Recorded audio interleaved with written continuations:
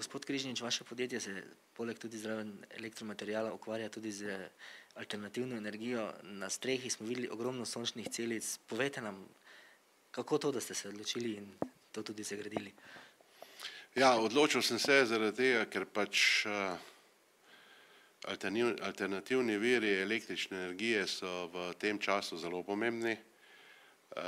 To je prva zadeva. Druga zadeva je pač, da sem nekako vložil finančna sredstva v to zadevo, zaradi tega, ker pač se začne stvar takoj vračati. Bi rekel, to je nekako tudi neka delnica, neka renta za stara leta, ki bo verjetno ta denar potreben za nas vse. Kakšen je pa bil vložek?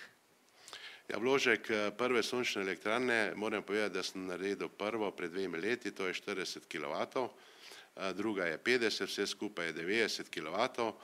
Prva me je prišla nekje okoli 250 tisoč evrov, ker pa so bili fotovoltaični moduli takrat na trgu precej dragi. Sedaj sicer je cena fotovoltaičnih modulov padla. Druga me je pa koštala 50 kilovatna, tudi tu nekje okoli 250 tisoč evrov, in to vse skupaj, bi rekel, nekje $500 000 evrov.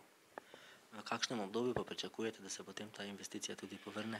Ja, ta investicija po mojem izračunu bi se mogla vrniti v roku 7 let, kar tudi zdaj sploh pri prvi 40 kilovatni, ki je že delala 2 leti, vse kaže, da bo verjetno še tudi kako leto manj ta investicija vrnjena.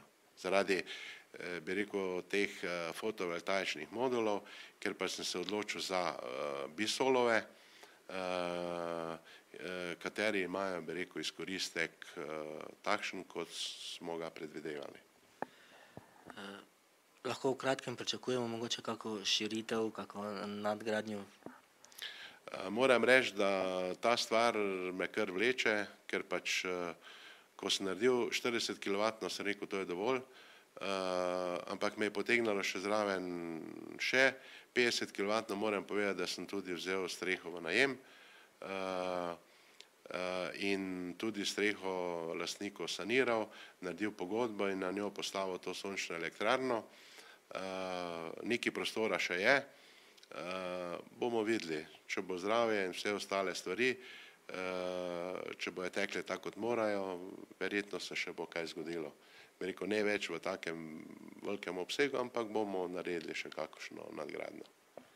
Kako pa poteka potem tudi sama distribucija te pridobljene elektrike in koliko gospodinjstev je v tem trenutku lahko povezanih na to vaše omrežje?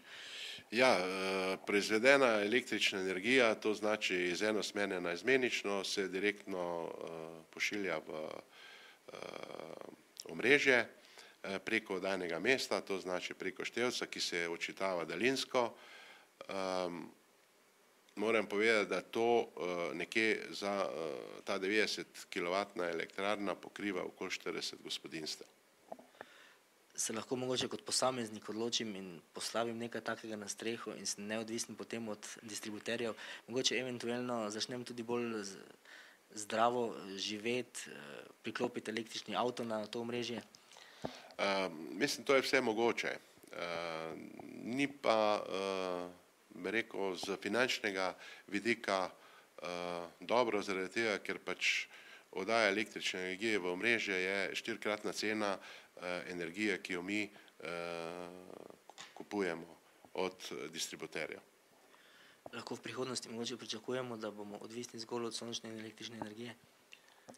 Ja, jaz mislim, da predvidevanja so taka, da v leta 2100 bo 2/3 sončne energije pokrivalo cel svet, porabo celega sveta, koliko bojo porabili električne energije.